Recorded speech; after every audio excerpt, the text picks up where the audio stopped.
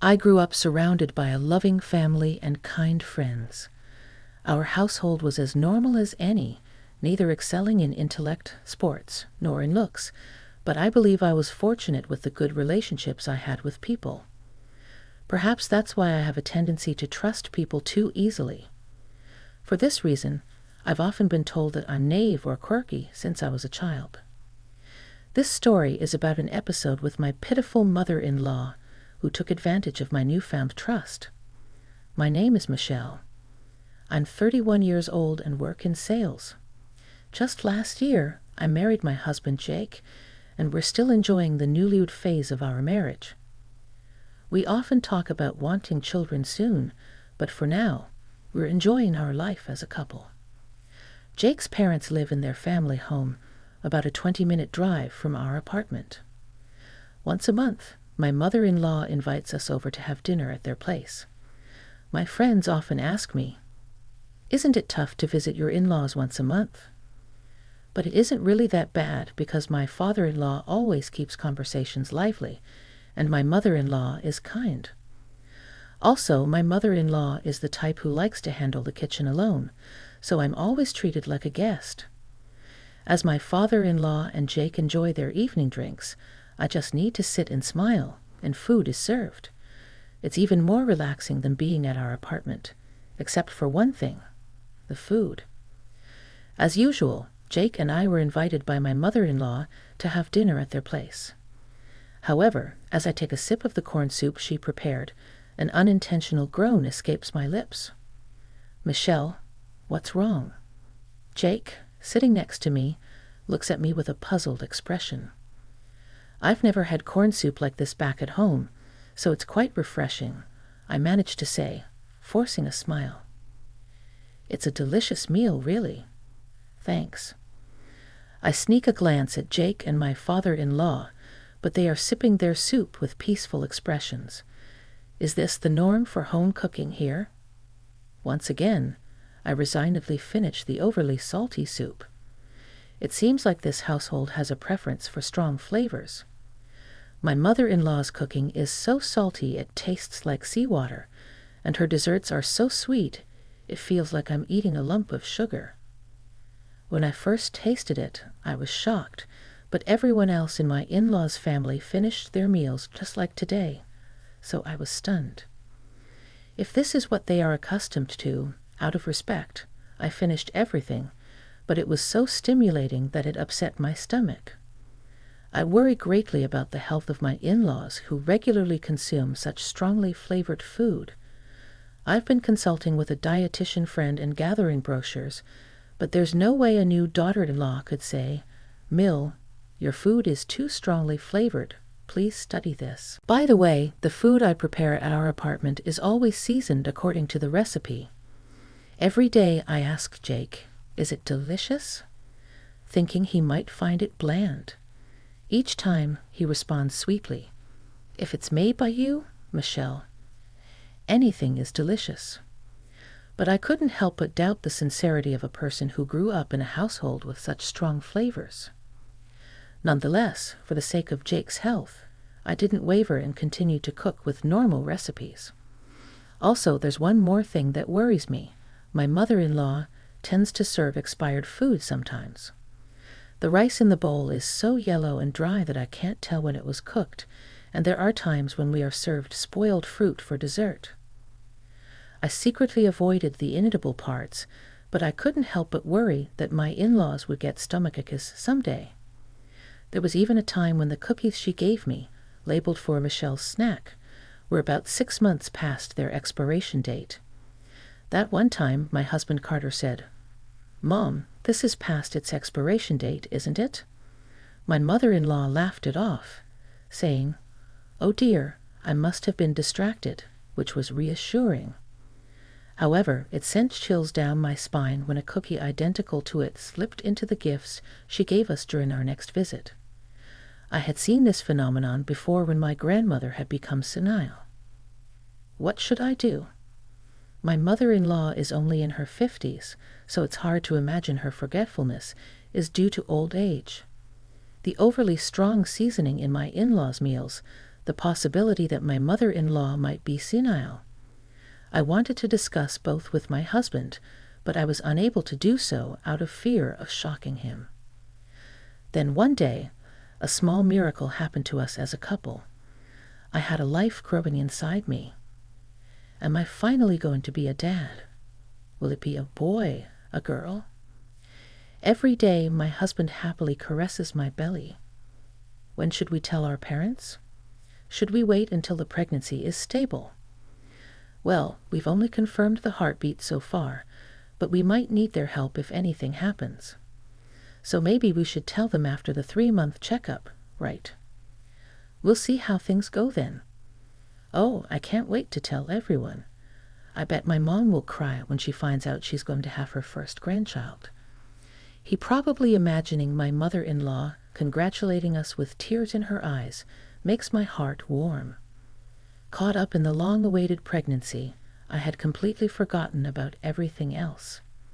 It wasn't until the following weekend when I saw the soup at my in-laws' dinner table that I realized there was a serious problem. If I eat my mother-in-law's overly seasoned food, it could cause problems for the baby. The parenting books I had devoured since becoming pregnant all stated that high blood pressure and diabetes can affect the pregnancy and childbirth. Even if I'm fine with yellow rice or food that may be past its expiration date, it might affect the baby. The thought was so scary that I found it hard to take a bite. Oh, Michelle, you're not eating at all.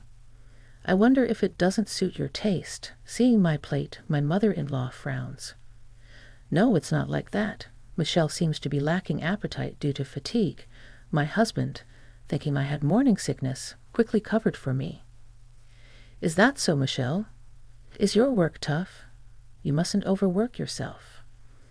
I'm sorry. While my father-in-law kindly spoke to me, my mother-in-law's face remained stern. I felt guilty for leaving the food and for lying. Nevertheless, after everyone else had finished their meals, my mother-in-law served a large cookie along with after-dinner tea. At least eat something, it will surely heal your tired body. Thank you. What a kind person she is. I thought I should at least have the cookie, but recently some sweet foods have been causing heartburn, possibly due to morning sickness. When I looked to the side, my husband's cookie was bite-sized. I whispered to my husband, making sure it couldn't be heard in the kitchen where my mother-in-law was working. Hey Jake, can we swap cookies? Sure. I took my husband's cookie, which he willingly traded, and peeled off the wrapper. The best before date is also until tomorrow. With relief, I popped it into my mouth and washed it down with the tea. This cookie feels a bit hard. My husband, who had split the large cookie in half, made a curious face, and as he started to bring it to his mouth, "Stop, you ate?" My mother-in-law, returning from the kitchen, screamed. My heart involuntarily leaped at the sudden incident. My husband and I froze as she snatched the cookie.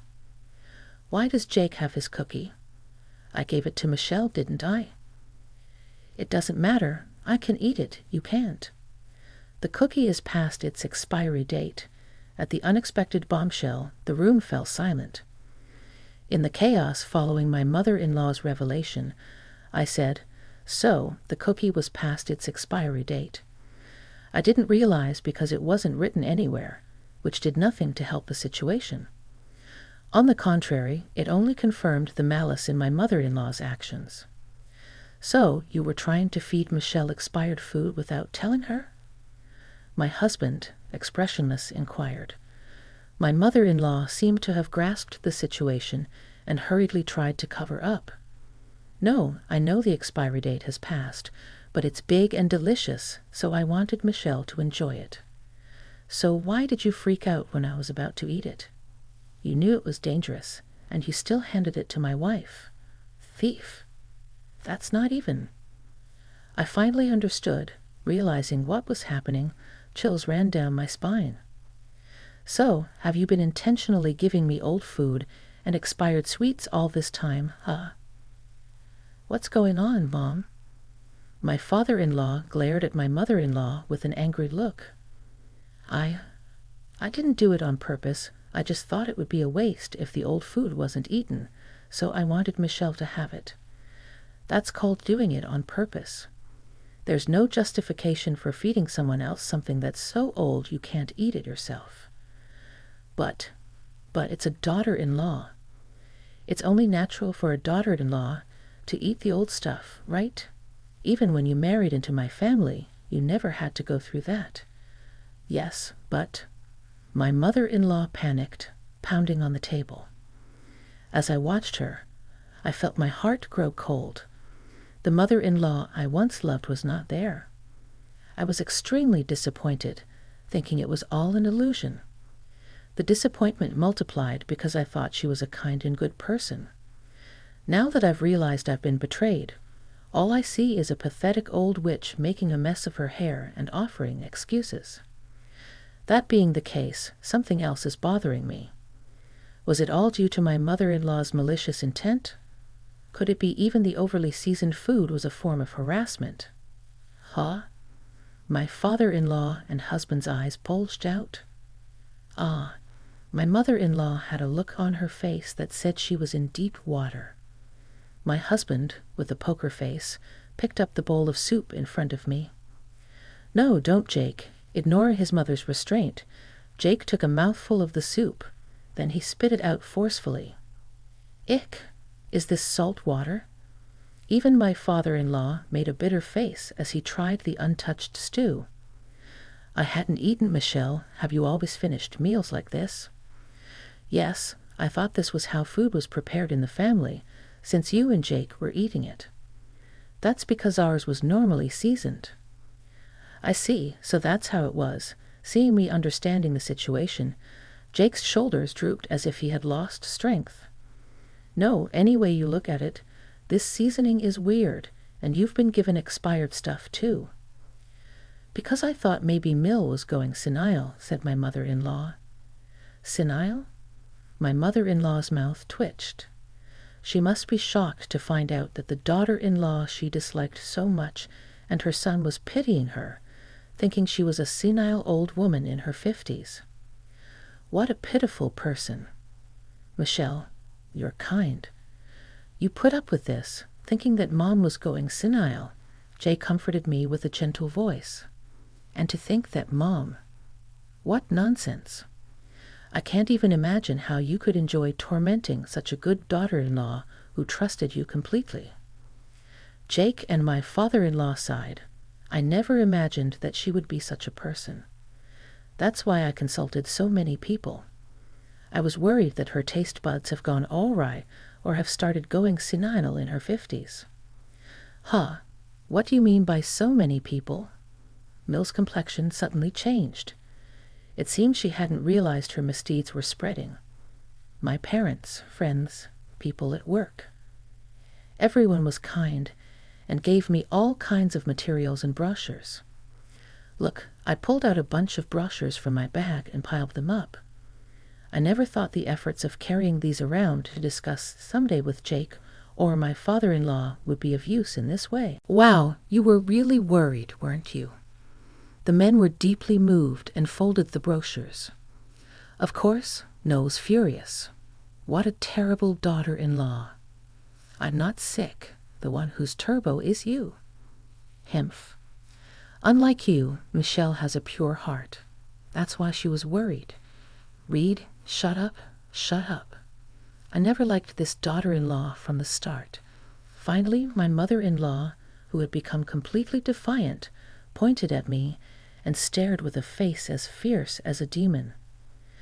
I can't believe that my precious boy Jake was stolen by such a spacey-looking woman.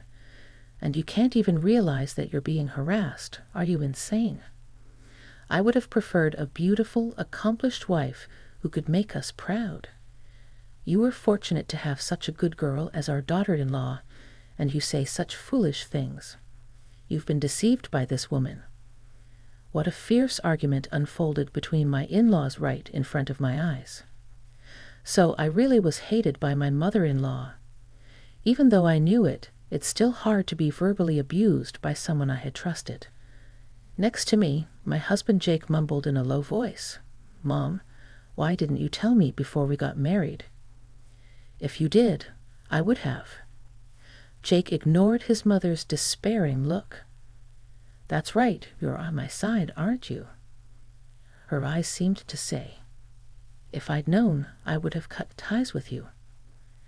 Mom, Jake ignored his mother-in-law's despairing look. That's why I married you, Michelle, because you are so pure-hearted. Don't worry, we won't come here again. Wait, Jake, I won't allow this. The one who's in the wrong is you, Mom. Jake's father-in-law turned to him expectantly. That's right, you're on my side, aren't you? Her eyes seemed to say, if I'd known, I would have cut ties with you, Mom. Jake brushed her off coldly. Wait a minute. My mother-in-law's eyes darted to my stomach. As a mother herself, she was quick to pick up on things. But if she had noticed my loss of appetite sooner, maybe things would have turned out differently. It's her fault for being so focused on harassing me. Let's go home, Michelle, okay? Taking the hand my husband extended, I slowly got up while, wait, I'm sorry, Jake. It was just a moment. Jake coldly brushed her off. I'm not the one you need to apologize to us.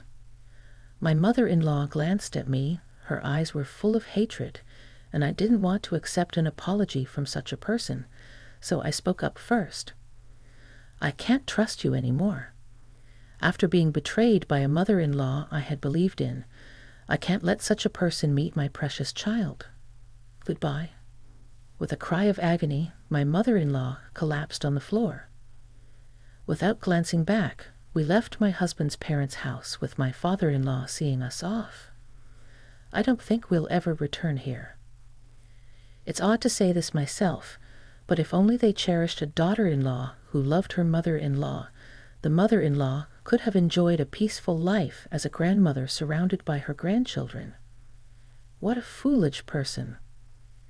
Later, when I explained the situation to my friends and parents who had given me pamphlets, I was met with responses like, finally, you've realized it and let it out, sighs of relief. Apparently, everyone but me had realized the bullying, but they hadn't been able to speak up. Because I was genuinely worried, it seems they had been preparing evidence and documents so that they could testify. When I finally realized what was going on, I felt pathetic and embarrassed. My face turned bright red. In fact, thanks to the wealth of evidence everyone had prepared, I was able to prove what I had been genuinely worried about. As a result, my husband and father-in-law have fully sided with me. I truly felt how blessed I have been with the people around me. A year later, I am busy every day taking care of my newborn son. Today, we are celebrating the baby's first half-birthday, so I'm working hard to prepare a special meal for the family. My husband is doing a great job as a dad, comforting our son and changing diapers. In the midst of this, I get a call on my phone from my father-in-law. I invited him to the baby's party, so I answered the phone without hesitation, thinking he must have something to ask. However, the person on the other end of the line, trying to gauge my mood with a haunted voice, was, of course, not my father-in-law. Even after a year, I can tell it's my mother-in-law. After declaring my break from the family, I moved to a place far away and only told my father-in-law our new address. I blocked my mother-in-law's number and had her remove my number from her phone. Thanks to my husband and father-in-law acting as barriers, I was not ambushed at the hospital when I gave birth, and I have been able to spend truly peaceful days. Is she planning to ruin that? Just knowing that my mother-in-law was on the other side of the phone was enough to give me goosebumps. Where's my father-in-law? He's in the bathroom right now. Hey, you're having your baby's first party today, right? It seems she guessed from the festive preparations my father-in-law was hurriedly making. My husband seems to realize who is on the phone from my tone and gestures with a worried look on his face that he will take the call. But I made an okay sign with my finger and continued the call. I'm a mother now, too. The time when I was a pure and cute daughter-in-law is over. Hey, Michelle, I'm really sorry about what happened. I must have been out of my mind to do something so mean. I'm really sorry. So will you let me see my grandchild soon? I'll buy him lots of cute clothes and toys. Right, right. Well, no need for toys. They might be rigged with needles or bugs. I wouldn't do such a terrifying thing, but you did make me eat that stuff. That's an exaggeration. It wasn't that bad. Consuming too much salt, sugar, or mold can harm your body, but look, I'm really sorry. You're kind, Michelle. You understand, right? Yes, people often say I'm kind. Right, right, but I'm not kind. I'm just naive and trust people too much. But once I'm betrayed, I can never trust again. So I will never trust you again, and I will never forgive you. I will absolutely never let you meet my dear son. Wait, Michelle. Hey, what are you doing? On the other end of the phone, I could hear my father-in-law's angry voice and my mother-in-law's screams quietly. I pressed the end call button. Sorry about my mom, but you've become strong, Michelle. My husband sighed in relief, placing his hand on my shoulder, praising me. Of course, I'm this kid's mom after all. Our son, happily lunging in his crib, flapped his hands excitedly when he saw me. I responded to his gestures by picking him up and nuzzling my cheek against his small, soft body, the faint scent of milk on his lips, his pure black eyes reflecting me. Just having my son around fills me with overwhelming protectiveness and maternal love. To protect him, I could become a shield or even a demon. The days of being a knave, kind-hearted daughter-in-law are over. Something smells good. The roast in the oven should be about done. Looking forward to it. Aha! Our son, who doesn't understand anything, responded joyfully, making us both smile. Days of being unaware of people's malice were carefree and happy, but that was because the people around me were protecting me. So now it's my turn to protect my family. I resolved to become stronger so these peaceful days can continue forever.